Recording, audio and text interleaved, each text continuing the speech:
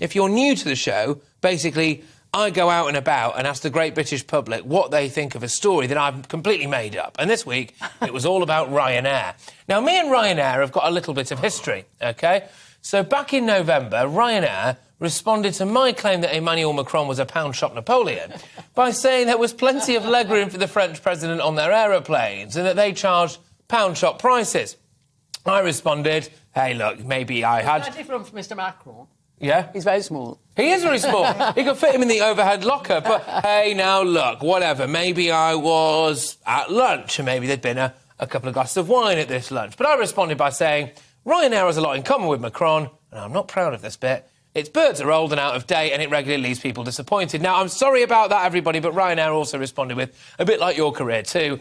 The sign of a good journalist is fact-checking, and Ryanair has 210 of the new what's-its chops. We all get it, $1 billion, yada, yada, yada. Anyway, it's all fun and games, but weirdly, I have a massive beef with Ryanair now. So, yes, anyway, let's see if we can hear any more from them after this week's fake news segment. I reckon that they'll want to chomp, but yes... Basically, I've gone out and mugged Ryanair off.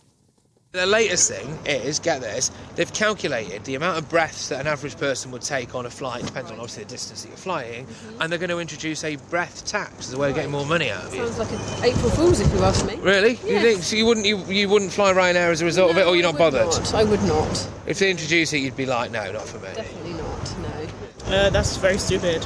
Would you stop flying with Ryanair again? Yes. Really? Breathing is a natural thing.